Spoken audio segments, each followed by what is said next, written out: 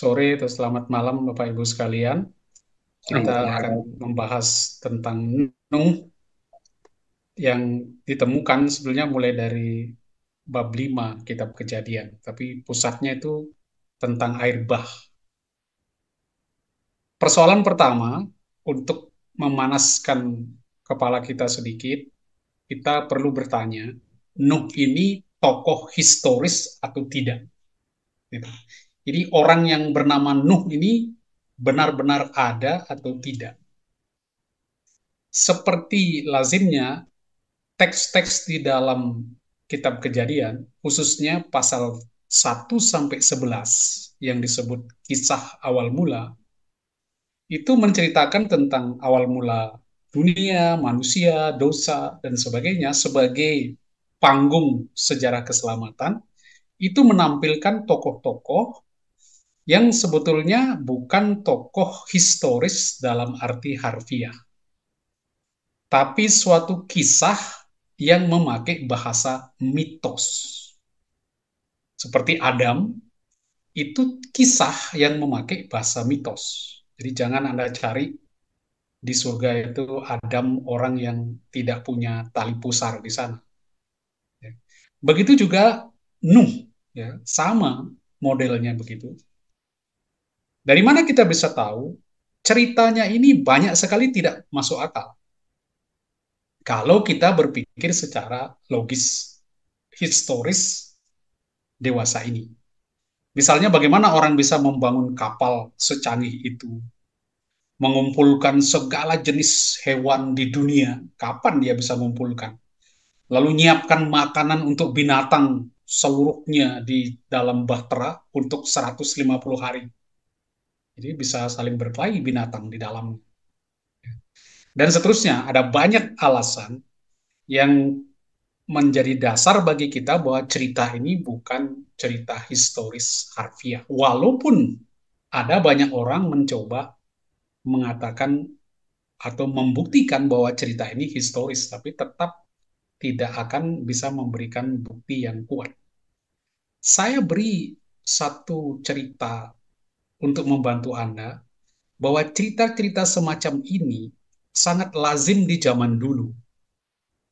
Ya, tentang Nuh, saya beri contoh satu saja, yaitu cerita yang ada di Mesopotamia, yang dimiliki oleh bangsa Sumeria, yang tertulis dalam ini, kalau Anda lihat di sini, itu loh batu, yang disebut Epos Gilgamesh. Ini dalam loh ketiga dari Epos Atrahasis. Ini bentuk tulisannya tuh seperti puisi. Ceritanya mirip sekali dengan cerita tentang Nuh. Ya, sangat mirip. Ini masih disimpan ya. Sampai abad ke-7 ini dia ada di, kita lihat di loh ke-11, itu terdapat di Niniwe tahun 1849, 1854. Ya, masih tersimpan. Tapi ini ditulis sekitar tahun 3000 sebelum Masehi. Ceritanya kurang lebih begini. Karena rupanya wilayah di sekitar Mesopotamia itu sering ada banjir karena ada sungai Tigris dan Efrat. Lalu dari banjir lokal itu, penduduk di sana rupanya takut dengan air, takut dengan petir, dan sebagainya. Lalu mereka akan mengaitkan gejala-gejala fenomena alam itu dengan kuasa Allah. Bagaimana Allah hadir di dalam peristiwa-peristiwa yang dahsyat itu. Nah, muncullah sebuah cerita, yaitu tentang Gilgamesh, Raja Uruk yang menjadi pahlawan di dalam mitos ini. Dia berpetualang dengan namanya Enkidu, sahabatnya. Dia pergi ke hutan untuk membunuh namanya Humbaba, itu roh jahat.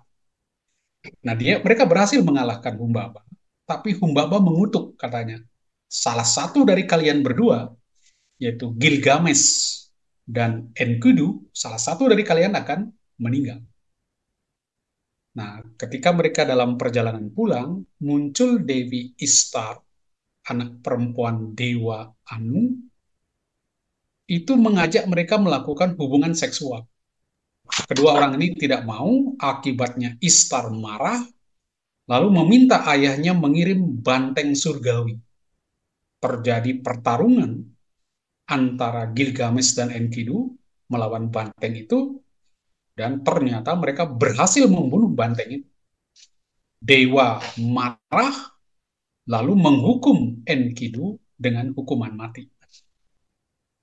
Nah, kematian Enkidu ini membuat Gilgamesh sangat sedih, lalu dia mencoba menghindari nasibnya berupa kematian. Mungkin enggak orang luput dari kematian. Karena itu dia lalu berpetualang mencari seorang tokoh namanya Utnapishtim untuk mendapat hidup abadi dari para dewa. Nah, ketika dia berjumpa dengan Utnapishtim yang oleh para dewa diberi hidup abadi, dia lalu mendapat cerita yang menarik sekali tentang bagaimana Utnapishtim luput dari banjir besar. Nah, dia mulai cerita tentang air bah. Jadi Utnapishtim cerita tentang air bah. Dia katakan suatu kali Dewa Ea, Dewa Kebijaksanaan, mendatangi dia dalam mimpi dan katakan, Utnapishtim, kamu harus cepat-cepat membuat bahtera. Karena dewa akan menghancurkan manusia. Sebab manusia itu terlalu bising. Dewa-dewa marah, karena itu mereka akan mengirim air bah untuk membinasakan manusia. Lalu kamu cepat bangun bahtera, dan jangan lupa kamu bikin cerita bohong kepada penduduk kota supaya mereka tidak tahu bahwa kamu menyiapkan bahtera ini karena para dewa akan mengirim banjir. Nah, kemudian dilakukanlah ya demikian. Singkat cerita, Utnapishtim lalu berhasil luput dari kematian, bebas dari air bah itu.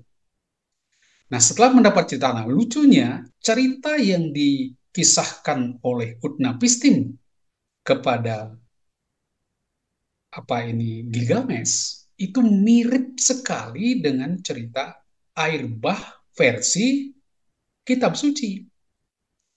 Jadi walaupun ada banyak perbedaan, tentu saja ada banyak perbedaan, tetapi menarik sekali bagaimana mereka bebas dari bahaya air bah itu, kemudian nanti mereka mengirim, Utnapishtim mengirim burung gagak, burung merpati untuk memastikan. Tapi terlepas dari itu, ada banyak juga perbedaan. Ya, misalnya ketika para dewa melepaskan air bah mulai melanda, tidak terkendali, mereka berjongkok seperti anjing dan mereka sendiri lalu melarikan diri karena ketakutan dengan air bah itu sendiri. Ya. Kemudian dia juga katakan bahwa bahtera itu kandas di puncak Gunung Nisir. Perbedaannya dengan kisah dalam Kejadian hampir tidak ada selain bahwa para dewa ketakutan itu. Dan bahtera itu bertengger di satu gunung. Saya tidak mau cerita panjang lebar, ini burung-burung yang dilepas ya. Ada burung merpati, burung layang-layang, burung gagak. Mirip sekali. Bahkan kemudian Gilgamesh yang begitu tertarik dengan cerita itu mencoba, bisa nggak saya sekarang dapat hidup abadi? Kalau engkau diberi karunia hidup abadi oleh para dewa dengan dibebaskan dari air bah, tapi saya sekarang bagaimana? Dia katakan, ya kalau kamu bisa tidak tidur 6 hari 7 malam, kamu bisa hidup abadi.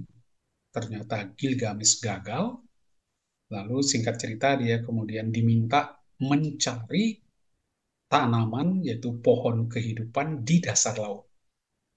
Dia berhasil menemukan pohon kehidupan itu, tapi di dalam perjalanan pulang ke kerajaannya, dia mandi di danau, lalu pohon kehidupan ditaruh di pinggir danau. Datang ular, memakan pohon kehidupan itu, dan gagallah Gilgamesh meraih kehidupan itu. Dia tidak bisa hidup abadi. Sebaliknya, ular yang hidup abadi, yaitu melungsungi itu, ya, hidup lama itu. Oke, itu sedikit cerita hanya untuk memberi kalian satu gambaran bahwa cerita-cerita seperti Nuh, ya, air bah yang menimpa manusia di zaman purba, di zaman Nuh, itu tidak hanya ada di dalam Alkitab, tetapi juga di luar Alkitab. Banyak yang menduga teks-teks di dalam Alkitab ini, kisah-kisah ini dipengaruhi oleh epos di Sumeria itu. Tetapi terlepas dari apakah Alkitab mendapat cerita-cerita itu dari luar, penulis Alkitab mengolah cerita-cerita itu menjadi sebuah kesaksian iman. Disinilah bedanya. Jadi harus diakui tetap ada perbedaan. Roh di dalam cerita ini itu ditekankan untuk menyampaikan suatu kesaksian iman mereka akan Allah. Siapa Allah bagi mereka? Ada banyak pertentangan di situ. Bahkan di dalam cerita air bah ini sendiri, Anda bisa temukan banyak sekali kontradiktif. Karena memang teks ini ditulis bukan oleh satu orang. Paling tidak ada dua tradisi seperti Yahwis dan para imam. Anda bisa lihat di sini misalnya yang satu mengatakan air bah itu 40 hari, yang satu mengatakan 150 hari. Ini jumlah binatang yang dimasukkan juga beda-beda. Oke, kita tidak masuk ke situ karena kita akan fokus kepada Nuh. Jadi, saya mau katakan cerita Nuh ini satu kisah yang memakai bahasa mitos. Apakah Nuh itu ada? Ya ada. Ada di mana? Ada di dalam cerita.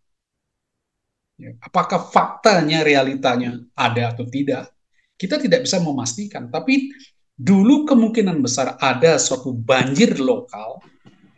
Lalu dari peristiwa banjir lokal, orang lalu penulis suci ini mengangkat cerita tentang Nuh untuk memberikan latar belakang sejarah keselamatan manusia. Nah, itu ditulis di sini. Karena itu mari kita lihat Nuh sebagai tokoh yang ada di dalam Alkitab, di dalam cerita. Dan apa maunya penulis ini dengan cerita tadi? Kita mulai dengan siapakah Nuh itu sebetulnya? Anda harus lihat di dalam Kejadian 5. Yaitu dia adalah anak dari Lameh. Lameh hidup 182 tahun, ia mendapat seorang anak laki-laki dan menamainya Nuh. Katanya, lihat siapa Nuh sudah diramalkan di situ. Anak ini akan memberi kelegaan kepada kita dalam pekerjaan kita yang penuh susah payah di tanah yang telah dikutuk oleh Tuhan. Ini dia sudah menubuatkan siapa Nuh nanti. Bahwa dia akan memberikan kelegaan, tanah akan menjadi baru lagi, kehidupan baru akan mulai lagi dengan kehadiran Nuh ini. Ini kalau Anda lihat umur Lameh itu 777 tahun. Ini juga angka-angka simbolis. Ya, angka sempurna 777 tahun. Itu ayah dari Nuh ya, angka hidupnya itu sempurna sekali 7 semua. Kemudian Nuh hidup 500 tahun, ia mendapat Sem, Ham, dan Yafet. Kemudian dia masih hidup lebih lama lagi. Perhatikan teknik yang dipakai oleh penulis Alkitab menceritakan tentang Nuh. Jadi sekali lagi, ini bukan pertama-tama laporan sejarah, tetapi punya pesan teologis yang sangat dalam. Kalau Anda baca Kejadian 1 sampai 11, Anda akan menemukan suatu teknik cerita yang memakai struktur disebut toledot, yaitu riwayat, daftar, atau silsilah. Itu biasanya diterjemahkan di dalam bahasa Indonesia. Nah, toledotnya itu, silsilahnya itu dibagi sebetulnya di dalam dua bagian besar. Pertama, di dalam siklus yang pertama, yaitu berbicara tentang asal mula dunia. Jadi siapa manusia, dunia, langit dan bumi, manusia pertama, lalu ditutup dengan dosa dan hukuman, tapi tetap ada janji keselamatan.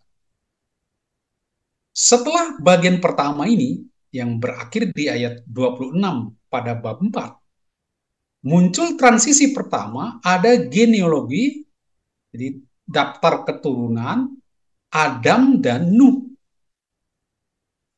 Jadi disinilah siklus kedua ini, air bah ini. Air bah ini sebetulnya seperti cermin dari siklus pertama. Ini ada dosa baru lagi, hukuman keselamatan. Persis polanya akan begini. Karena disinilah akan memulai hidup baru. Hidup yang pertama, Adam dan Hawa, kemudian Kain, lalu Lameh, berakhir. Selesai ini, habis semua. Kecuali satu, yaitu Nuh. Mulai dengan hidup baru, diawali dengan Nuh. Karena itu Anda akan lihat, janji Tuhan di bagian pertama, beranak cuculah dan bertambah banyak, itu persis diulang lagi di bagian kedua ini. Karena ini akan memulai hidup baru, mulai dari Nuh. Sehingga ketika orang bertanya, kamu ini keturunan Adam atau keturunan Nuh? Ya lebih tepat keturunan Nuh. Ya, Nuh nanti menjadi bapak untuk segala bangsa. Karena semua mati, lalu mulai baru dari tokoh Nuh ini. Karena keturunan Adam itu banyak sekali, tapi yang survive, ya, yang tetap bertahan itu cuma Nuh dan keluarganya. Mari kita lihat genealoginya. Jadi memang teknik penulisan Kejadian 1:11 memang luar biasa, strukturnya sangat terapi, tapi mau menekankan dua hal penting ini, bahwa hidup mulai dari Adam, kemudian berakhir sampai Lameh, lalu mulai lagi dengan Nuh. Ya, dosa Nuh nanti mirip sekali dengan dosa Hawa, yaitu dia karena buah, ya, karena berkaitan dengan pohon, yang satu anggur, yang satu tidak disebut nama pohonnya, pohon kehidupan atau apa. Oke, nah ini lihat daftar asal usul Nuh itu. Jadi kita lihat genealoginya, daftar keturunannya. Perhatikan di bab 5132, kita lihat, Metusalah masih hidup 782 tahun setelah ia mendapat Lameh. Ia juga mendapat anak laki-laki perempuan, jadi Metusalah mencapai umur 969 tahun, lalu ia mati. Ini orang yang paling tua, ya, paling lama hidupnya, Metusalah. Kemudian Lameh 182 mendapat seorang laki namanya Nuh. Ya, lalu Lameh mencapai umur paling sempurna, lalu Nuh. Nah, kita perhatikan dua genealogi yang ada di dalam kitab Kejadian. Ini menarik untuk disimak dulu. Siapa sebetulnya Nuh? Kalau Anda perhatikan Kejadian 4, itu diberi daftar atau silsilah anak-anak Adam. Adam, lalu Kain, lalu Henoh, Irad, Mehuyael, Metusael, dan Lameh. Kemudian di Kejadian 5 diberi riwayat hidup yang berbeda, silsilah yang berbeda. Bukan lagi ke Kain, karena Kain dianggap jahat, tapi ke anak ketiga dari Adam, yaitu Set. Jadi dianggap anak yang baik, anak saleh. Nah, Adam melahirkan Set, ini anak ketiga. Set melahirkan Enos, lalu Kenan, Mahalaleel, Yared, lalu Henoh. Perhatikan, di sini ada Henoh, anak Kain ada yang bernama Henoh, keturunan Set juga ada yang bernama Henoh. Lalu Metusalah, di situ ada Metusael, lalu Lameh. Setelah Lameh baru Nuh. Sem, Ham, ini anak Nuh, tiga, Sem, Ham, dan Yafet. Jadi Lameh dan Henoh ini anaknya siapa? Apakah ini anaknya Kain ataukah anaknya Set? Ataukah ada dua Henoh yang berbeda? Ini kita tidak tahu. Tapi sudahlah, kita tidak akan pernah membuktikan siapa mereka ini, dan penulisan silsilah seperti ini sangat lazim di zaman dulu. Dan silsilah itu seringkali tidak punya nilai historis sama sekali. Dia hanya dipakai untuk menunjukkan bahwa tokoh yang mau ditampilkan ini adalah tokoh penting yang tidak muncul begitu saja. Ada riwayat hidupnya dan dia dikaitkan dengan masa lalu. Inilah karena tokoh penting, dia punya kaitan dengan masa lalu. Karena itu harus punya silsilahnya. Nah, tidak penting apakah persis begitu, ya udah nggak, kita nggak bisa buktikan. Jadi nggak perlu Anda lalu mengejar siapa Lameh itu. Tapi yang penting Nuh ini punya garis keturunan dipandang keturunan Adam dari Set, bukan dari Kain. Set ini yang dianggap saleh. Kemudian dari simbol ini mau ditunjukkan ada peralihan usia manusia. Jadi mulai dari kejadian awal, usia manusia itu panjang. Ya, antara 700 sampai 969 tahun. Tapi tidak ada yang mencapai angka 1000. 1000 itu adalah angka ilahi. Dari Nuh ke Abraham turun menjadi 600 sampai 200 tahun. Ya, turun. Bahkan nanti mulai Abraham, Ishak, dan Yakub ini cuma 120 tahun. Jadi di zaman Nuh ya, sampai Abraham itu masih lumayan 600 sampai 200.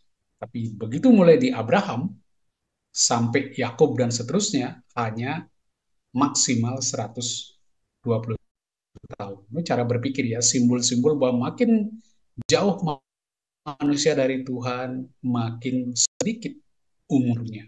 Jadi janganlah bayangkan orang pernah hidup sampai 169 tahun. Itu bisa tidak kuat jalan dia umur segitu. Nah, Nuh dalam konteks air bah, kita mau temukan siapa sih Nuh ini yang tadi ditunjukkan keturunan Set, kehidupan baru yang menghentikan kisah Adam dan Hawa yang berdosa dan dosa terus meningkat, lalu Tuhan putuskan supaya dunia ini ditiadakan lalu memulai sesuatu yang baru. Kalau Anda baca di Kejadian 6, 1-4, silakan Anda baca sendiri nanti, tapi saya kira Anda sudah sering membacanya. Jadi ketika manusia mulai bertambah banyak di muka bumi, anak-anak perempuan dilahirkan bagi mereka. Makhluk-makhluk ilahi melihat bahwa anak-anak perempuan manusia itu cantik-cantik, lalu dari antara perempuan-perempuan itu mereka ambil sebagai istri siapa saja yang mereka sukai. Berfirmanlah Tuhan, rohku tidak akan tinggal di dalam manusia selamanya. Karena manusia itu daging, umurnya hanya akan mencapai 120 tahun saja, dan seterusnya. Jadi, pada waktu itu juga kemudian ada orang-orang raksasa di bumi. Nah, saya mau tunjukkan di sini. Di dalam Kejadian bab 6 ini mau ditunjukkan bagaimana dosa itu meningkat. Adam dan Hawa jatuh dalam dosa. Mereka serakah, sombong, meningkat kepada kekerasan dilakukan oleh Kain, meningkat lagi kepada Lameh. Tapi Lameh keturunan Kain, bukan keturunan Set. Yang mau membalaskan 7 kali lipat. Hanya gara-gara dipukul. Dosa itu meningkat terus. Sampai dosa keserakahan ini, di mana manusia tidak tahu batas, sombong sekali, hingga makhluk-makhluk ilahi pun begitu. Makhluk-makhluk surgawi pun tidak tahu batas. Mereka anggota, katakanlah malaikat yang mestinya tempatnya di atas, turun ke bumi dan mengambil perempuan-perempuan manusia ini sebagai istrinya dan tidak tahu batas. Siapapun yang mereka mau, siapapun mereka lihat cantik dan mereka sukai, mereka ambil. Jadi kejahatan manusia terus meningkat sampai yang ilahi pun tidak tahu batas, serakah semua. Nah, Tuhan melihat betapa besarnya kejahatan manusia di bumi. Nah, ini segala kecenderungan hatinya selalu membuahkan kejahatan sebenarnya ini. Anda bisa bayangkan dosa mencapai puncaknya sampai pada semua kecenderungan hati manusia itu hanya pada kejahatan semata. Jadi dibuat kontras dunia yang jahat dengan kejahatan yang sampai pada titik puncak dipertentangkan dengan Nuh.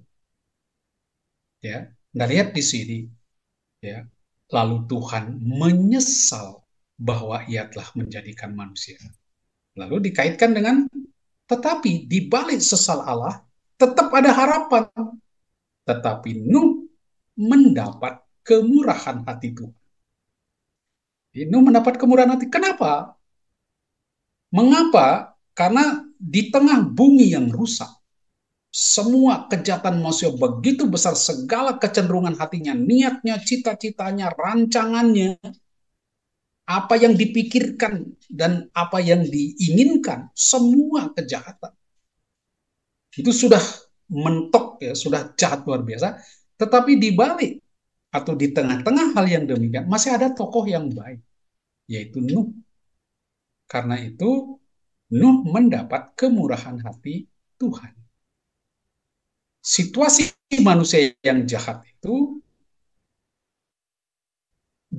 mau diselesaikan dengan Tuhan, yaitu membasmi.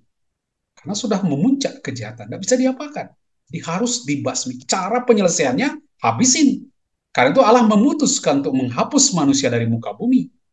Tetapi ini bukan solusi menyelesaikan masalah kejahatan di dunia. Karena itu ada solusi lain. Selain menghapus manusia, tapi ada yang sisa.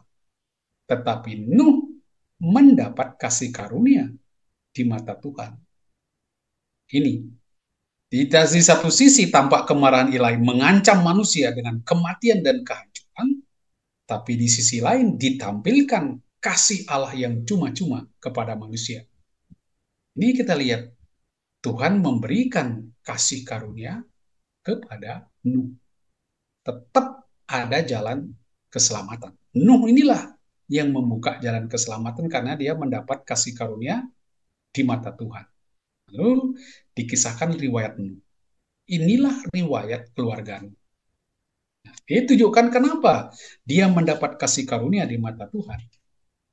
Pertama, dia adalah seorang yang benar dan tidak bercela di antara orang-orang sesamanya dan berjalan bersama Allah. Ini anaknya 3, Sem, Hamna.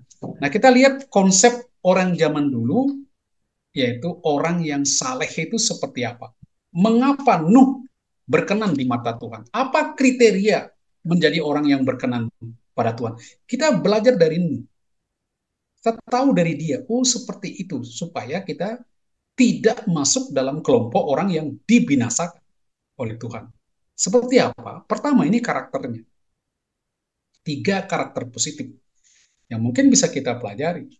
Dari Nuh, Anda bisa juga belajar dari Ayub. Ya, di Ayub juga Anda akan temukan kriteria orang saleh di zaman dulu.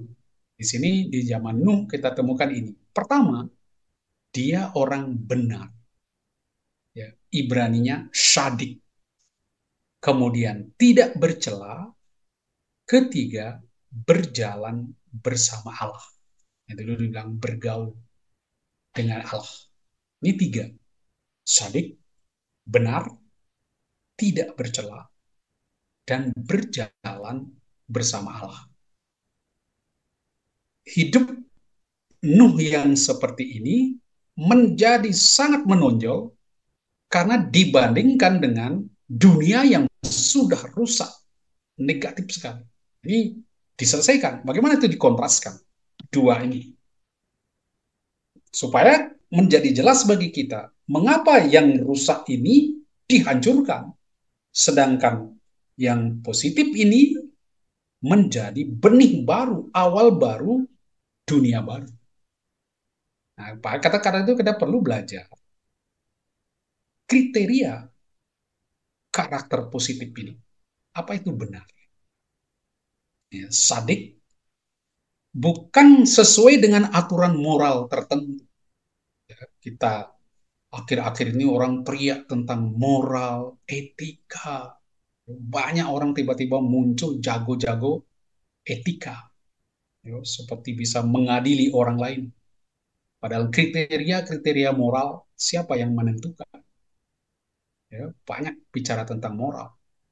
Tapi sadik di dalam konteks Ibrani yang disebut Nuh orang benar, orang sadik, bukan pertama-tama orang yang ikut aturan moral.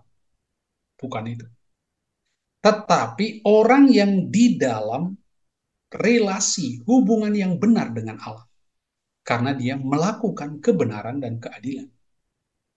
Jadi relasi dia dengan Allah itu baik. Dia punya kedekatan dengan Allah. Sehingga nanti otomatis dia lalu melakukan kebenaran dan keadilan. Itu tekanannya. Maka di dalam Alkitab, Nuh, Daniel, Ayub itu disebut orang yang benar, sadik. Jadi disebut sebagai orang benar, tetapi yang akan bisa menyelamatkan hanya nyawa mereka sendiri. Ini beda dengan Yesus Kristus nanti. Yang diselamatkan cuma nyawa mereka sendiri. Itu pengertian sadik, ya, benar. Jadi penting memiliki relasi dengan Allah, relasi yang benar. Kedua, dikatakan tidak bercela. Sekali lagi, tidak bercela. Tidak berarti tidak berdosa. Tidak ada orang yang tidak berdosa. Manusia itu mesti jatuh dalam dosa. Nah, yang dia Nuh dikatakan tidak bercela. Artinya dia memiliki integritas yang tinggi. Di dalam bahasa Ibrani mereka pakai kata tamim. Tamim itu artinya lengkap. Biasanya dipakai untuk binatang korban. Kata ini terutama untuk binatang korban, tamim, yaitu dia tidak boleh bercacat. Telinganya harus utuh, hidungnya utuh, telinganya dua, jangan cuma satu, jangan ada yang bolong. Ya. Semua sempurna, kakinya jangan sampai pincang atau ketusuk apa, nggak boleh. Itulah yang disebut tamim, utuh, lengkap, sehat, macam tak bercela. Bisa, itu satu kesatuan. Nah, yang di dalam karakter manusia sebetulnya tepat diterjemahkan dengan berintegritas. Itu. Artinya dia utuh. Kalau dia bilang ya, pikiran, hatinya, mulutnya sama. Oh, dia orang berintegritas. Bukan orang yang mencela-mencela. Sekarang bilang ya, besok tidak. Hatinya bilang ya, mulutnya bilang tidak. Bukan. Orang yang tamim, orang yang utuh di dalam kepribadiannya. Dia berintegritas. Ya. Ini jadi pengertian tidak bercela itu di situ. Namanya tidak bercela. Tulus, jujur, ya tentu saja. Kemudian dia katakan dia jujur di antara orang-orang sezamannya. Jadi selalu Nuh itu ditempatkan dengan orang-orang yang ada di zamannya, bukan orang yang keluar dari komunitasnya, keluar dari kelompoknya, kelompok manusia, bukan orang yang dari dunia lain, tidak. Dia ada di dalam masyarakat, tetapi dia punya kekasan tertentu, karakter tertentu yang positif di tengah masyarakat yang negatif. Ini tokoh Nuh di situ ditampilkan. Dia seperti Enoch, ya, dia katakan berjalan bersama Allah. Ini tokoh lain lagi ya, tiga karakter dia berjalan bersama Allah. Ini lazim untuk mengungkapkan hubungan yang akrab dengan Allah, yang bergaul dengan Allah. Dan sikap inilah yang membuat nanti Henokh tidak mengalami kematian. Dia diangkat oleh Allah karena dia selalu berjalan bersama Allah. Tidak pernah memisahkan diri dari Allah. Nah, ketiga karakter inilah yang dikembangkan oleh Nuh ya, nanti di dalam kisah-kisah berikutnya. Oke, ini Anda lihat dunia yang disandingkan dengan Nuh yang begitu baik, dengan tiga karakter istimewanya, ya, sebagai orang benar, lalu orang yang berintegritas, orang yang saleh, tamim, kemudian orang yang berjalan bersama Allah, dilawankan dengan manusia di zamannya, manusia berdosa. oleh Yahwist dan Pris, sama-sama sebenarnya dua versi kita lihat, tapi semuanya menekankan bagaimana manusia sudah rusak sama sekali, segala kecenderungan hatinya selalu membuahkan kejahatan semata-mata. Pikiran, harapan, keinginan, semuanya jahat. Lalu di versi Pris katakan, keadaan bumi telah rusak, penuh dengan kekerasan. Bayangkan, sudah penuh kekerasan. Bagaimana menghadapi ini? Ya sudah, habisin aja. Jadi semua manusia menjalani hidup yang rusak di bumi, beda sekali dengan Nuh, maka Tuhan lalu memutuskan untuk menghabiskan semua, dihabisi di dunia ini, kecuali Nuh. Ini kita lihat kontrasnya di situ. Dunia rusak, tidak dibiarkan Allah menuju kehancuran. Ya. Karena kejahatan manusia, kekerasan di muka bumi memang harus dimusnahkan secara radikal, supaya Allah dapat memulai sesuatu yang baru dari orang yang saleh. Dan ini salah satu teologi cara berpikir orang dulu. Kalau sudah kejahatan itu tidak bisa dikendalikan lagi, ya sudah, habisin. Lalu kita mulai dengan sesuatu yang baru. Karena di antara yang jahat itu tentu ada satu dua yang baik. Mulailah dengan yang baik. Itu sudah menjadi pola pikir di zaman dulu. Karena lihat seperti kasus ketika Israel menyembah berhala sewaktu Musa di atas Gunung Sinai, dan dia turun, dia lihat mereka sudah menyembah anak lembu emas. Tuhan memerintahkan supaya orang Israel dihabisi semua. Lalu memulai sesuatu yang baru dengan Musa. Tapi Musa nggak mau. Musa katakan, nggak mau Tuhan. Kamu nanti orang ngomong apa? Kamu bawa mereka keluar dari Mesir, setelah di padang gurun kamu habisi mereka. Kamu Allah macam apa? Ya. Nah, di sini kita lihat pola pikir itu masih keluar, kelihatan sekali. Ketika kejahatan sudah tidak terkendalikan, ya sudah, habisin. Memulailah sesuatu yang baru. Siapa? Awalnya, yaitu orang saleh yang bernama Nuh. Karena dia berjalan bersama Allah dan dia mendapat kasih karunia di mata Tuhan. Ini, Tuhan memberikan rahmatnya. Dengan kata lain, air bah akhirnya menempatkan pola penciptaan menjadi jungkir balik. Ya, karena penciptaan yang awal itu yang sudah dikendalikan oleh Allah, samudra pun sudah dikendalikan. Kemudian terbalik lagi, kembali ke situasi awal. Jadi, kalau Anda bandingkan kisah di penciptaan dan apa yang terjadi di peristiwa air bah, itu mirip sekali, chaos awali. Ya. Lihat di sini ya, saya baca. Setelah 7 hari air bah pun meliputi bumi. Ketika Nuh berumur 600 tahun, di bulan kedua, pada hari ke-17 bulan itu, pada hari itu pecahlah segala air di samudra semesta yang dahsyat, dan terbukalah tingkap-tingkap di langit. Masih ingat ya cara berpikir orang dulu? Dunia itu ada kubah, lalu di atas ada tingkap-tingkap, di atas kubah ada air, dibuka itu air jatuh semua, dan terjadi apa yang disebut chaos awal. Samudra menutupi dunia. Ya, seperti Anda lihat, samudra raya. Roh Allah melayang-layang di atas permukaan. Itu samudra purba yang ada di dalam kitab Kejadian pasal 1 yang menggambarkan chaos awal. Keluar lagi, kembali ke dunia awal, dunia chaos, dunia yang kacau balau. Ini yang kita lihat di tempat ini. Yang 40 hari 40, pada hari itulah Nuh masuk bersama Sem, Ham dan Yafet, Isunun ke dalam bahtera itu. Jadi lihat itu. Lalu Tuhan menutup pintu bahtera. Kemudian selama 40 hari air bah meliputi bumi, air itu naik mangkat dan seterusnya. Saya kira Anda tahu ceritanya, saya hanya beri poinnya. Siapa Nuh di situ, dan kita mencoba melihat bagaimana Tuhan berkarya melalui Nuh. Di versi Pris, versi Imam, air bah sebagai bencana alam yang kosmis. Karena itu dikatakan pecahlah segala mata air di samudra semesta.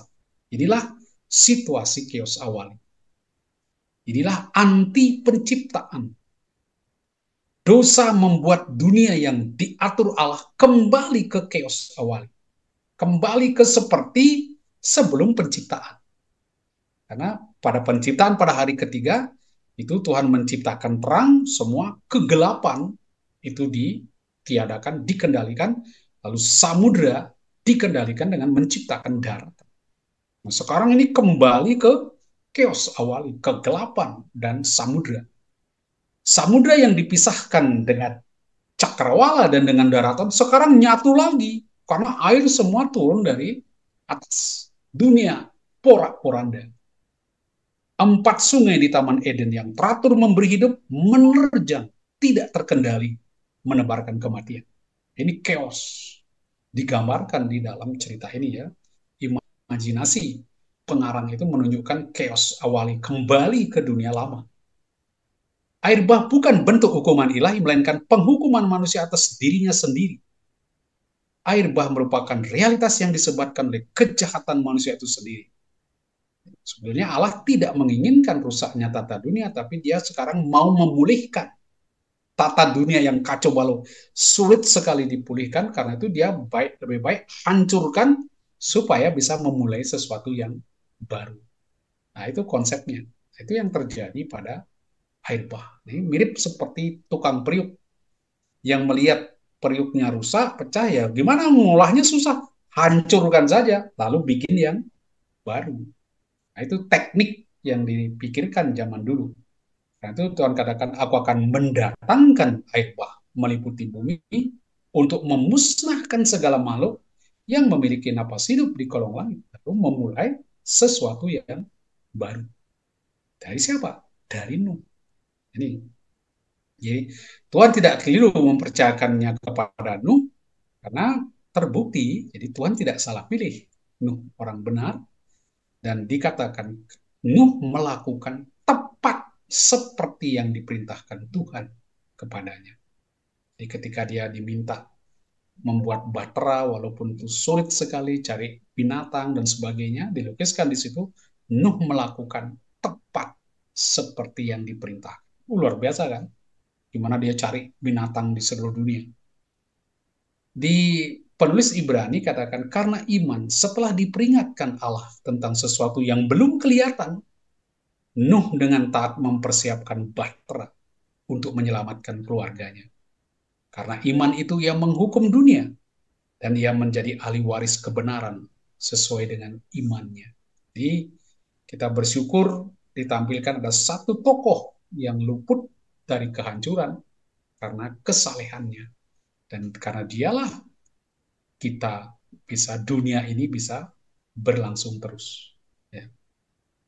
Jadi ini Nuh seorang yang benar, dia pahlawan iman, dia bersedia memenuhi perintah Tuhan meski sepertinya tidak masuk akal dan sulit dipenuhi. Karena gimana dalam situasi tenang-tenang dia disuruh membangun bahtera. Air juga tidak ada di daratan, bangun bahtera. Apa tidak diolok-olok? Ya. Tetapi dia berjalan dalam iman, melangkah menuju sesuatu yang belum kelihatan. Tidak tahu apa betul itu kita harus berbuat ini. Nah, itulah orang berjalan di dalam iman, melangkah ke sesuatu yang kita tidak tahu, yang masih gelap. Ini kemudian tanggapan Nuh yang positif membuat ia tidak ikut binasa dan sejarah manusia bisa terus berlanjut. Kita butuh orang yang kadang-kadang kita biasa nggak bisa lihat segi positifnya, tapi dia bisa melihat yang tidak dilihat oleh manusia biasa. Rencana Tuhan di balik peristiwa-peristiwa. Nah ini yang sebenarnya kuncinya di sini. Setelah keluarga Nuh masuk, lalu Tuhan menutup pintu bahtera. Ini sangat mengharukan. Mengharukan karena Allah sendiri yang menutup pintu bahtera. Seperti seorang bapa, dia melihat Nuh dengan ketulusan hatinya, melakukan persis seperti yang dia perintah. Allah menjamin keamanan dan keselamatan anak-anaknya. Dia menjamin keselamatan Nuh yang mau setia. Calvin misalnya mengatakan, air tidak masuk ke dalam bahtera bukan pertama-tama karena bahtera itu kokoh, karena kayu gofir bukan kayu kelas tinggi yang dipakai untuk membuat bahtera, dan dilapisi dengan ter di sebelah luar dan dalam, melainkan karena Allah melindunginya, Allah yang menutup, Allah yang menjaga. Ya. Pintu ditutup, orang lain tidak boleh atau tidak bisa masuk lagi, sehingga mereka binasa. Kejam sekali Allah. Tetapi, apa yang kita lihat? 7 hari lagi aku akan menurunkan. Tuhan sudah memberi peringatan. Ia sudah memaklumkan. Tetapi orang tidak terbuka menerima pemakluman Tuhan. Kecuali Nuh yang mau percaya di dalam kegelapan. Di dalam sesuatu yang sepertinya tidak masuk akal. Tuhan memberikan kesempatan kepada manusia. Orang melihat pintu keselamatan, mengambil keputusan untuk memasukinya. Tetapi mereka tidak lakukan, sehingga memang ada waktu yang terbatas. Seperti di 1 Petrus 3:20. Dan di dalam roh itu juga ia pergi memberitakan Injil kepada roh-roh yang di dalam penjara, yaitu kepada roh-roh mereka yang dulu pada waktu Nuh tidak taat kepada Allah. Ketika Allah tetap menanti dengan sabar, waktu Nuh sedang mempersiapkan bahtera, di mana hanya sedikit, yaitu 8 orang yang diselamatkan melalui air bah itu. Tuhan sudah maklumkan, Nuh sudah menyampaikan, tapi orang tidak mau. Dilihat bagaimana Nuh pun mewartakan keselamatan, menawarkan itu, tetapi orang tidak mau. Ya, mereka tidak menerima keselamatan itu. Nah, ini kalau Anda lihat struktur kisah air bah sangat sistematis yang orang sebut memakai pola struktur konsentris.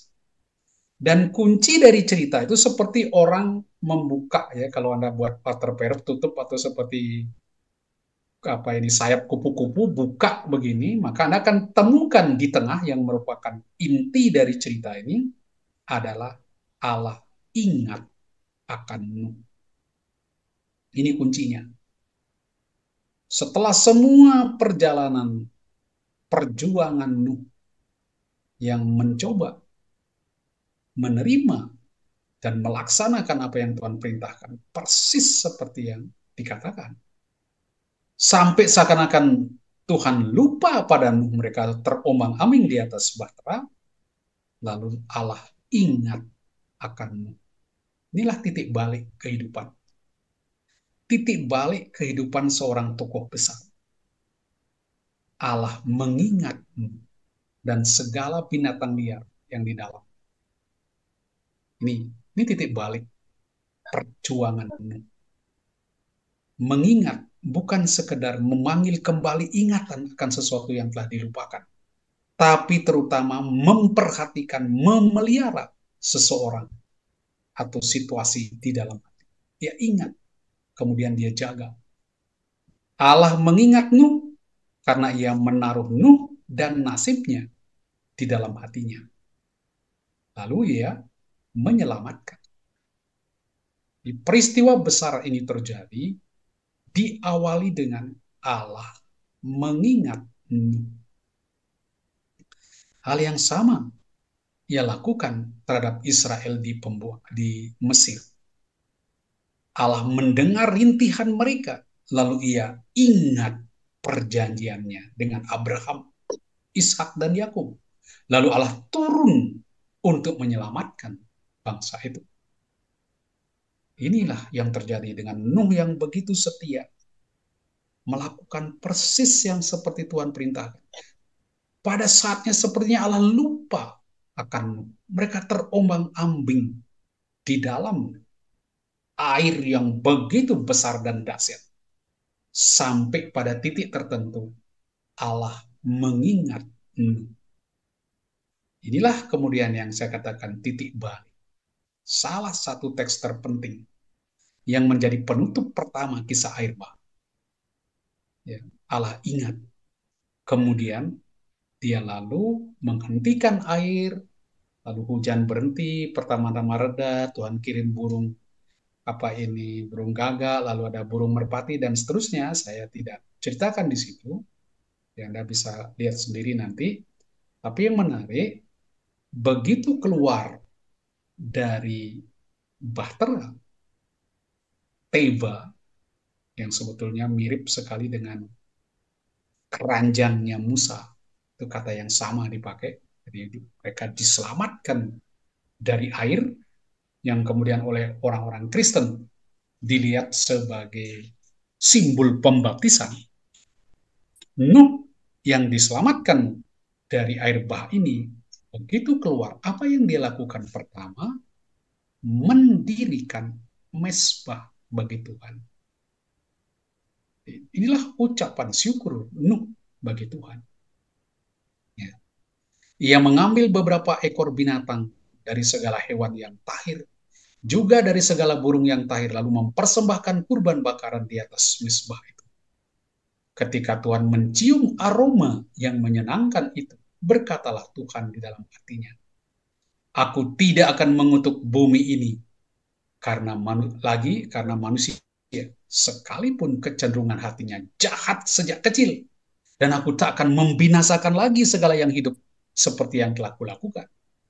Selama bumi masih ada, tidak akan berhenti musim menabur dan menuai, musim dingin dan panas, musim kemarau dan hujan, siang dan malam. Anda lihat, buah dari bentuk ucapan syukur Nuh berupa mempersembahkan kurban syukur kepada Tuhan. Dengan mempersembahkan kurban bakaran yang baunya begitu menyenangkan Tuhan, kita mendapat anugerah yang luar biasa. Tuhan tidak akan mengutuk bumi ini lagi. Jadi, jangan lagi pikir bahwa kalau ada malapetaka, bencana, itu kutukan Tuhan. Tuhan sedang menghukum. Kalau kita baca di sini, aku tidak akan mengutuk bumi ini. Aku tak akan membinasakan lagi segala yang hidup seperti yang telah kulakukan. Tidak akan terjadi lagi penghukuman pembantaian seperti itu. Ini buah ya yang kita peroleh dari Nuh di sini, karena dia tahu bersyukur, tahu mempersembahkan kurban. Jadi hal pertama, sikap seorang yang telah diselamatkan, mengucap syukur atas karya keselamatan, dan perbuatan simbolis yang mengungkapkan pengakuan manusia bahwa dia sepenuhnya bergantung pada Tuhan, penguasa dan pemberi kehidupan. Di Nuh mengakui dia selamat karena Tuhan. Jadi jangan Anda bayangkan bahwa dia melihat Tuhan ngomong enak seperti itulah. Ini kesadaran manusia bahwa keselamatan, kesejahteraan yang dia miliki, dia peroleh berasal dari Tuhan, penguasa dan pemberi kehidupan.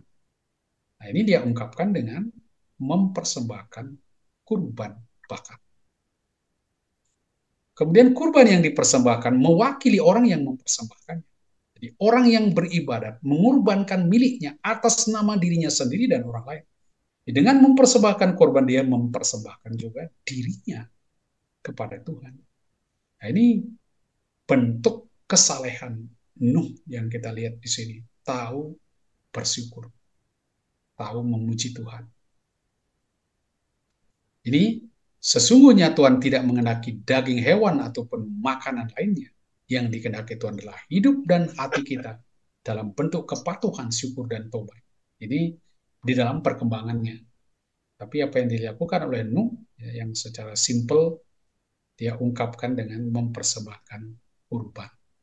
Ya, itu bentuk-bentuk kurban yang diwajib diberikan.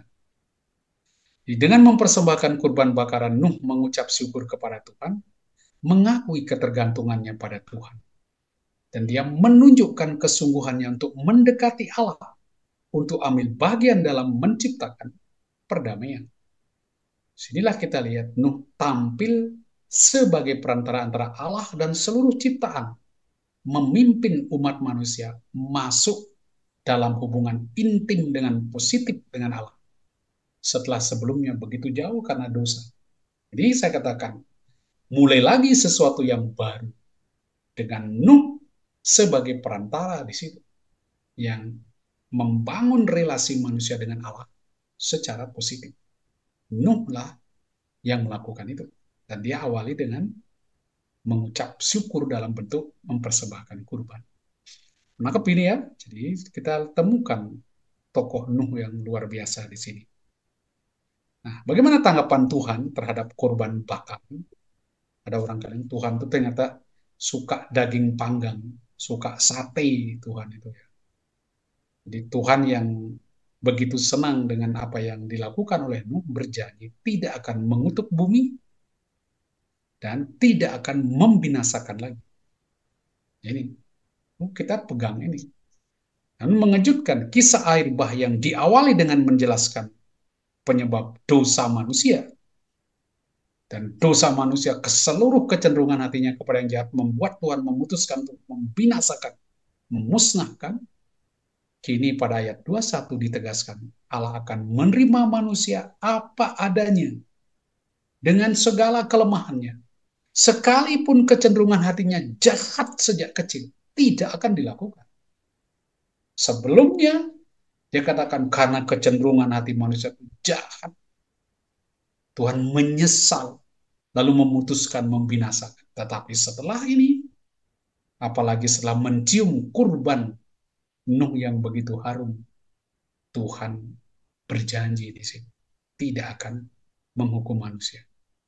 Allah menerima manusia sebagai pendosa dan tidak berpikir lagi tentang menyelesaikan situasi dosa dengan menghancurkan manusia. Ya, korban Nuh menobatkan Tuhan juga dalam arti tertentu. Jadi Tuhan berjanji berbelas kasih kepada kita. Jadi korban bisa melunakkan hati Tuhan. Oke, Allah menerima manusia. Sebaiknya justru karena manusia itu pendosa, Allah menjadikannya objek belas kasihan. Ini perubahan. Dengan demikian air bah akan menjadi hanya kenangan semata. Mengukuhkan bahwa yang dikehendaki Allah hanyalah menjaga manusia dan ciptaan lainnya dari kehancuran. Selama bumi masih ada, tidak akan berhenti musim menabur dan menuai, musim dingin dan panas, musim kemarau dan hujan, siang dan malam. Jadi Anda menjaga dunia ini dari kehancuran. Jadi Allah akan terus berbuat baik di situ. Nah, kita lihat sekarang penutup kisah air bah versi Praise, lalu ditutup di bab 1, beranak cuculah dan berbanyaklah, ya, bertambah banyaklah, serta penuhilah bumi. Nah, lihat di situ. Ini persis berkat dan perintah yang diberikan kepada Adam dan Hawa. Penuhi bumi, beranak cucu. Kemudian semua itu dihabisi, lalu Tuhan memulai sesuatu yang baru juga dengan perintah yang sama. Jadi mulai penuhi bumi, kami mulai dengan Nuh.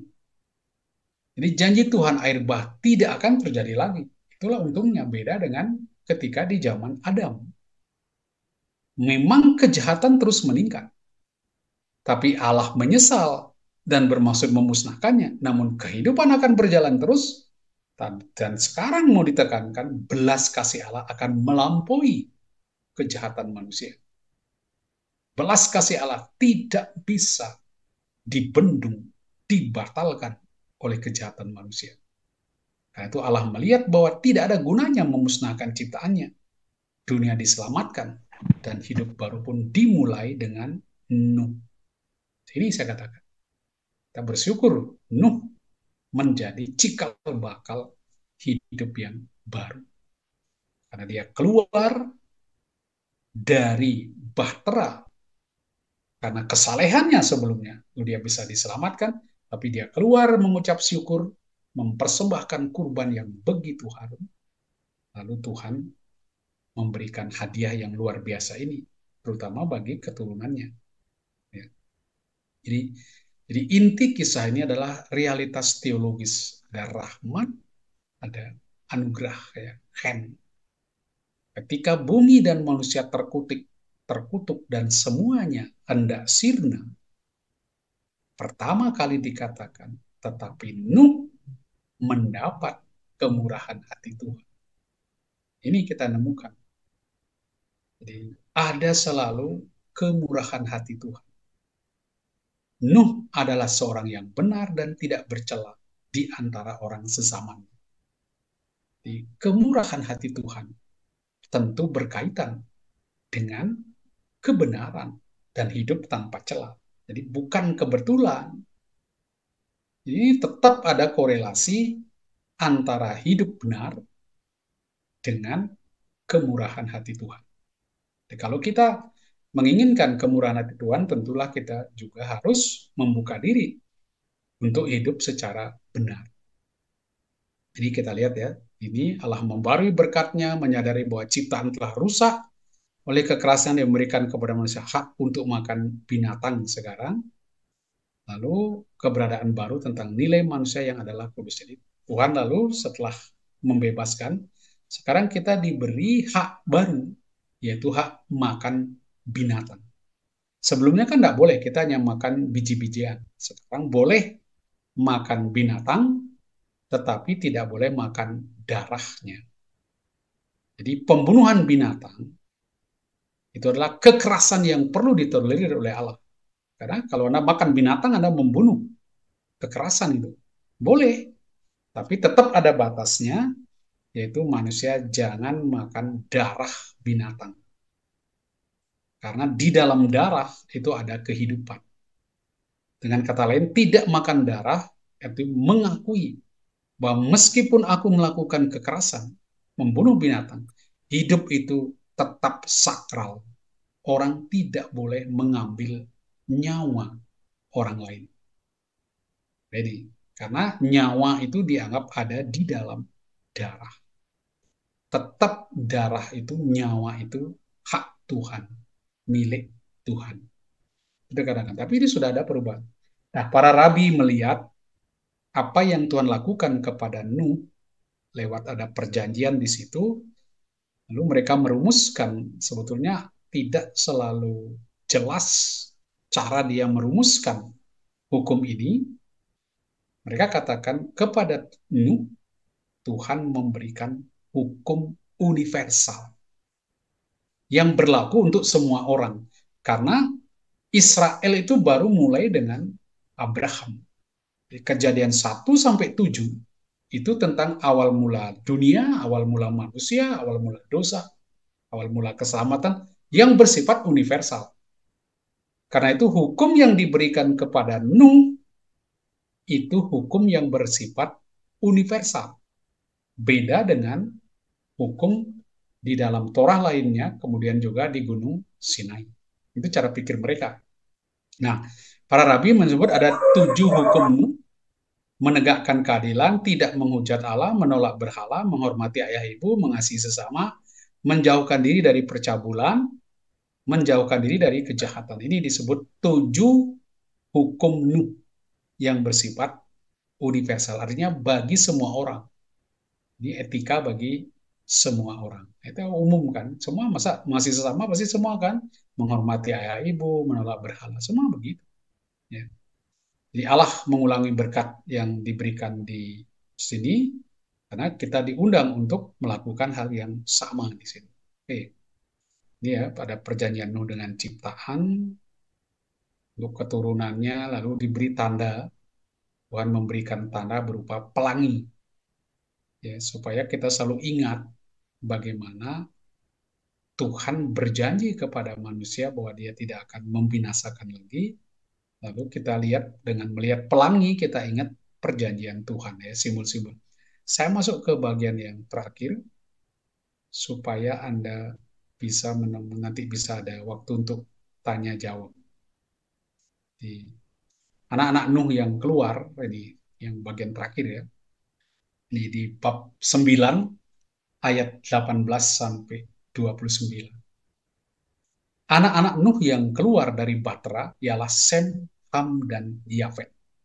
Ham adalah bapa Kanaan. Mereka itulah ketiga anak Nuh, dan dari merekalah tersebar semua penduduk bumi. Jadi sekali lagi, cara berpikir universal itu. Seakan-akan dunia, semua umat manusia di dunia ini berasal dari keturunan Nuh. Bukan lagi mengacu ke Adam. Ya, Nuh itu memulai sesuatu yang baru. Jadi karena itu dikatakan ini, dikatakan dari mereka lah tersebar semua penduduk bumi. Jadi ketika teks ini ditulis tentu saja sudah ada bangsa-bangsa yang disebutkan nanti di bab 10 juga ya. Nuh menjadi pengolah tanah di kebun anggur.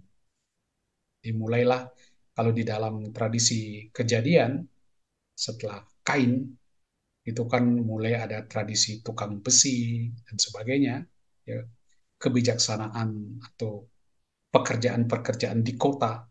Sekarang kita lihat di zaman Nuh ini soal kebun anggur, dimulai sistem pertanian.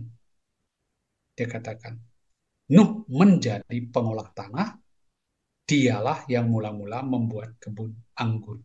Jadi asal muasal cikal bakal perkebunan anggur. Nah, suatu kali setelah minum anggur, ia mabuk dan telanjang dalam kemahnya. Ham bapa Kanaan melihat aurat ayahnya, lalu menceritakannya kepada kedua saudaranya di luar. Sem dan Yafet pun mengambil sehelai kain dan membentangkannya pada bahu mereka berdua.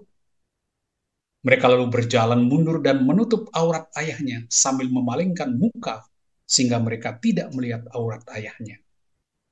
Ketika Nuh sadar dari mabuknya dan mengetahui apa yang dilakukan anak bungsunya, berkatalah ia, terkutuklah Kanaan. Ia akan menjadi hamba yang paling hina bagi saudara-saudaranya. Katanya lagi, terpujilah Tuhan Allah Sem, biarlah Kanaan menjadi hamba baginya. Kiranya Allah memperluas tempat kediaman Yafet, hendaklah ia tinggal dalam kemah-kemah Sem, dan Kanaan menjadi hamba baginya. Nuh masih hidup 350 tahun lagi sesudah air bah.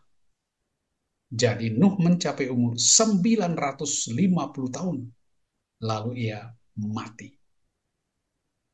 Tua sekali ya, usianya panjang sekali. Nah, apa yang terjadi dengan penutup kisah Nuh ini? Jadi tiga putra Nuh, Sem, Ham, dan Yafet, yang keluar dari bahtera setelah diselamatkan dari air bah, menjadi asal mula seluruh umat manusia.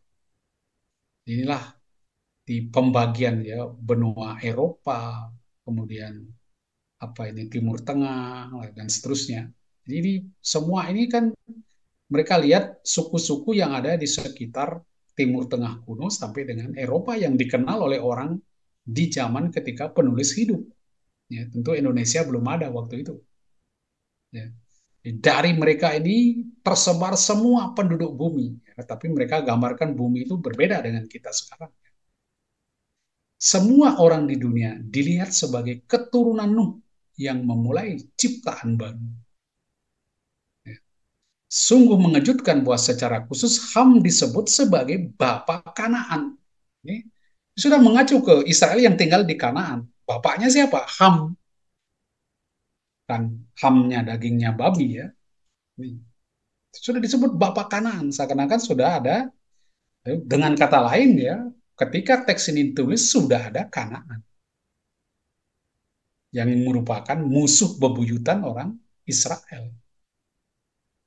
Nah, di dalam kisah penciptaan di Kejadian 1, kita menemukan ciptaan yang baik disandingkan dengan kejahatan, itu kekacauan, kegelapan, samudera raya. Kini dalam ciptaan baru, yaitu Nuh orang benar, juga berdampingan dengan orang jahat, Kanaan. Tetapi orang baik, Israel, dilindungi. Jadi mereka dikelilingi oleh kejahatan, tetapi Tuhan melindungi mereka. Ya. Sekarang apa yang dikatakan? Dunia yang baru ini kita diperkenalkan dengan Nuh yang menjadi orang pertama mengolah tanah membuat kebun anggur. Jadi ini sesuatu yang baik, merintis adanya perkebunan anggur. Tetapi apa yang baik ini dipakai secara buruk. Mulai walaupun dia orang pertama yang diselamatkan Tuhan merintis manusia baru, ternyata tidak sempurna. Karena Nuh pun mabuk. Anda perhatikan, gara-gara dia mabuk, dia telanjang. Seperti Adam dan Hawa. Ketika dia makan buah terlarang, mereka menyadari bahwa diri mereka telanjang dan mereka malu. Anggur bikin mabuk dan sinting. Ya, kalau Anda baca di Amsal 23. Memang dia menyukakan hati, tapi bisa bikin Anda tidak di dalam kendali. Ya, Anda menjadi mabuk. Dan itu yang terjadi pada Nuh, dia telanjang. Jadi kisah awal mula diikuti episode pohon dan ketelanjangan. Nuh yang tidak tahu batas, minum anggur terlalu banyak, sehingga mabuk dan telanjang di kemahnya. Mengulang kesalahan Adam dan Hawa, yang mengambil dan memakan buah terlarang, lalu menyadari dirinya telanjang. Mereka tidak tahu batas. Mereka serakah, mengambil semua buah, termasuk yang dilarang. Dan akhirnya mereka telanjang dan malu dengan ketelanjangannya. Nah, yang menarik di dalam cerita ini adalah dosa Ham. Ham, bapa Kanaan, melihat aurat ayahnya, lalu menceritakan kepada saudara-saudaranya di luar. Kenapa ketika Nuh bangun, dia ngamuk. Lalu tahu apa yang dilakukan oleh Ham, yang dikutuk anaknya. Terkutuklah Kanaan. Nah itu Kanaan apa sudah ada waktu itu juga belum jelas. Kok yang dikutuk Kanaan bukan Ham? Menjadi hamba yang paling hina bagi saudara-saudaranya. Ini kan aneh. Salahnya Ham itu apa? Lalu kenapa anaknya yang dikutuk? Apakah anaknya sudah ada atau belum? Tentu pada waktu ini ditulis, anak itu Kanaan sudah ada. Tapi di dalam konteks ini kan aneh. Oke, kita lihat seninya cerita ini ya. Apa yang mau disampaikan tentang ini? Ada yang mengatakan dosa Nuh itu karena dikatakan Ham itu melihat aurat ayahnya. Lalu ceritakan. Erwah itu sebetulnya arti dasarnya itu telanjang. Ya, ketelanjangan. Lalu orang begitu mudah mengaitkannya dengan hubungan seksual. Jadi mereka katakan ketika Nuh telanjang, Ham mensodomi bapaknya. Terjadi incest homoseksual. Ini itu dianggap ada hubungan seksual. Tetapi aurat ayahnya lalu dikaitkan dengan ibunya sendiri. Jadi orang katakan ya Ham melakukan hubungan seksual dengan ibunya sendiri. Jadi menyingkapkan aurat ayahnya. Jadi ada yang mengatakan itu karena terlalu jauh berpikir ke sana. Terlalu jauh. Bapak Gereja Agustinus, teks tidak bermaksud demikian, bukan eufemisme untuk bersetubuh. Jadi ini bukan eufemisme untuk bersetubuh. Walaupun Agustinus beberapa Bapak Gereja mengaitkan itu dengan hubungan seksual. Karena bukan di situ. Kita harus pahami apa yang disebut ketelanjangan. Ketelanjangan tidak pertama-tama dikaitkan dengan seks, melainkan kelemahan. Orang yang telanjang artinya orang yang tanpa penutup, tanpa pakaian. Artinya dia di dalam kelemahan, kekurangan, keterbatasan, tanpa pelindung. Di dalam kitab Yesaya, ketelanjangan itu sering dikaitkan dengan kemiskinan. Orang miskin, orang yang telanjang. yang tidak punya apa-apa untuk dipakai. Dan terutama dikaitkan dengan musuh yang dikalahkan. Karena ketika mereka dikalahkan, mereka ditelanjangi, kehilangan martabat dan keluhurannya, dan dipermalukan. Itulah makna dibalik ketelanjangan. Ada unsur dipermalukan, martabatnya diinjak-injak. Di dalam pengertian ini, bisa kita katakan bahwa kesalahan Ham ialah tidak menghargai martabat ayahnya dan memandang rendah atau menghina Nuh. Nah, dia lihat bapaknya telanjang. Dia bukannya menutupi ketelanjangan bapaknya, kehinaan bapaknya yang boleh dikatakan tidak tahu batas, tidak bisa mengendalikan diri, hina di situ, martabatnya rusak di situ. Dan apa yang dia lakukan? Dia menceritakan itu kepada saudara-saudaranya. Jadi jelas dosa Ham bukanlah sodomi, ya, karena Nuh tidak menyingkapkan sendiri auratnya. Jadi tidak ada unsur eufemisme. Kesalahan Ham lebih pada unsur melihat apa yang ia lakukan dengan apa yang ia lihat. Dia bukannya diam lalu memperbaiki situasi ayahnya, menutupi ketelanjangan ayahnya, tapi dia malah ngomong, menceritakan keaiban bapaknya kepada orang lain, kepada publik yang lebih luas. Ini bertentangan dengan saya dengan kesalehan seorang anak dan tidak menjaga martabat ayahnya, mempermalukan ayahnya. Hal inilah yang bertentangan sekali dengan yang dilakukan oleh saudaranya. Sem dan Yafet justru menutupi ketelanjangan ayahnya. Ini di Sem dan Yafet mengambil selai kain dan membentangkan pada bau mereka berdua.